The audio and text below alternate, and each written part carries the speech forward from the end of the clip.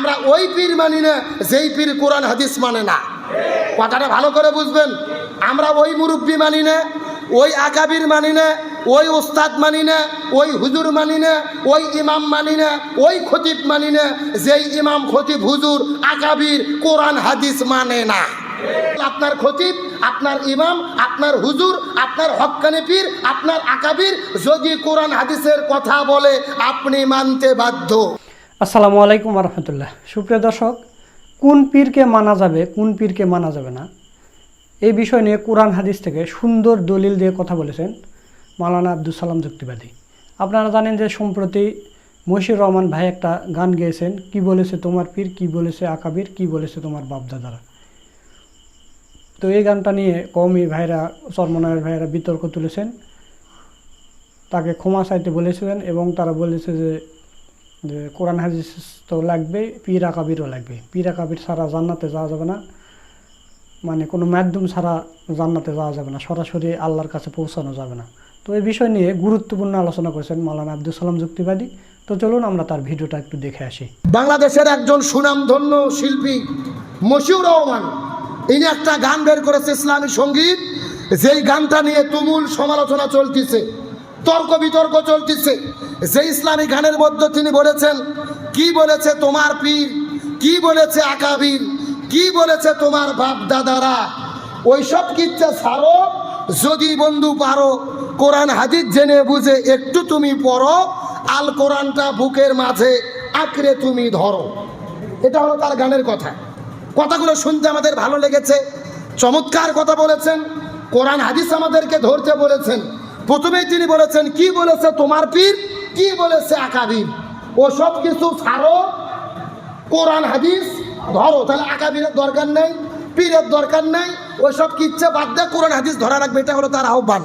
আমি একটা কথা পরিষ্কার করে বলতে চাই, আমাদের ইসলামী সঙ্গীত অঙ্গনের সুর সম্রাট মশিউর রহমান ভাই অত্যন্ত অবদান রেখেছেন, চমৎকার তার অবদান।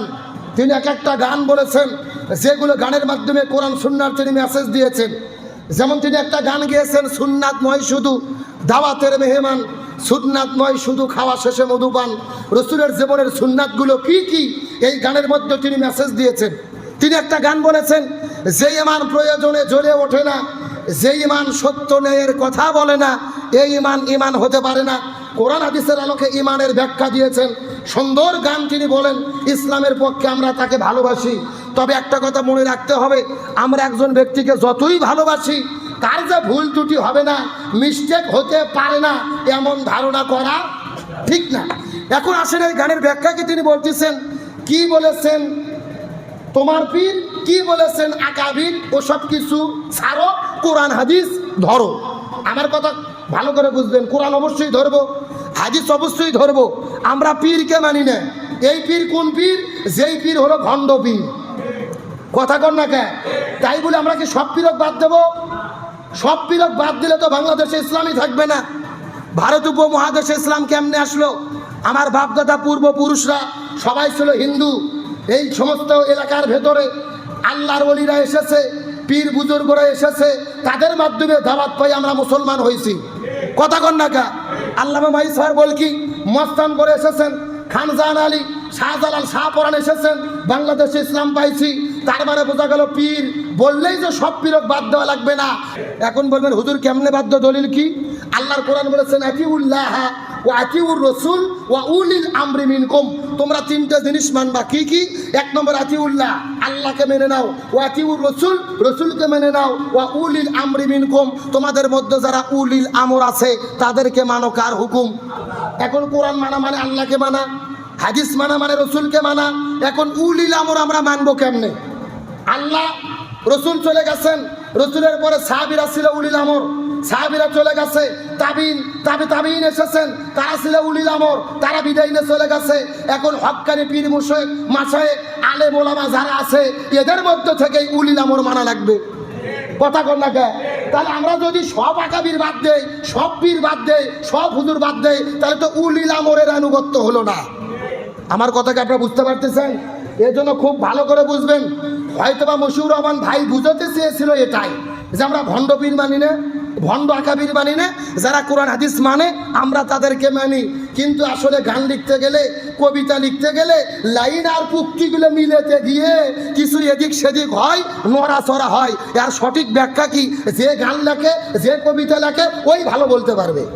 কিন্তু একটা কথা ভালো করে বুঝবেন, মশিউর রহমান ভাইকে বলতে চাই, যে সময় বাংলাদেশের আলেম ওলামা দলে বিদলে বিভক্ত হয়ে, অনেকে জেলখানায় বন্দী হয়ে, মাজলুমের শিকার হয়ে এক মঞ্চে আমরা আসার স্বপ্ন দেখতেছি। কওমি জামাতি, হেফাজতে ইসলাম, আলিয়া সবাই এক জায়গার হওয়ার প্ল্যান চলতেছে। ওই সময় আমাদের উচিত হবে না এমন কিছু গান বলা, এমন কিছু কথা বলা যার দ্বারা জাতির মধ্যে তর্ক বিতর্ক সৃষ্টি হয়, যার দ্বারা জাতির মধ্যে ফাটল সৃষ্টি হয়। এমন গান আমাদের বলা উচিত নয়, এমন বক্তব্য আমাদের দেওয়া উচিত নয়। আর একটা কথা পরিষ্কার করে বলতে চাই, কথাটা কি, কোনো আলেম বা কোনো শিল্পী চরমনের সাপোর্টার হতে পারে, আবার কোনো হুজুর জামাতের সাপোর্টার হতে পারে। এখন যেই হুজুর বা শিল্পী জামাতের সাপোর্টার বা সমর্থক, ও যদি ভুল করে, ওর ভুল করার কারণে ওই দলের উপরে এক লাগানো বা ওই দলকে দোষ দেওয়া, এটা মূর্খতা ছাড়া কিছু হতে পারে না। কারণ দলের রাখি দেখি, দলের চিন্তা ভাবনা কি, ওটা তো দলের আমির বলতে পারবে, দলের দায়িত্বশীলরা বলতে পারবে। সাধারণ কোনো সমর্থক, কোনো হুজুর বা কোনো শিল্পীর গান নিয়ে একটা দলকে দোষারোপ করবেন, এটা তাদের উপরে জুলুম হবে। কতক্ষণ ঠিক কিনা? কারণ আপনি এমন হুজুরকে হয়তো বা চরমনের মুরিদ ভাবেন, এমন হুজুরকে জামাতের লোক ভাবেন, ও জামাত করা তো দূরের কথা, ও জামাতের সমর্থক ফরমও জীবনে পূরণ করেনি।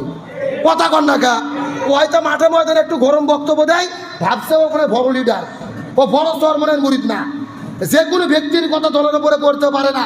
তাহলে একটা কথা সত্য, আল্লাহকে মানবো, রসুলকে মানবো, উলিল আমরকে মানবো, হক্কানি আলেম মানবো, হক্কানি পীর মানবো, এটা কার হুকুম?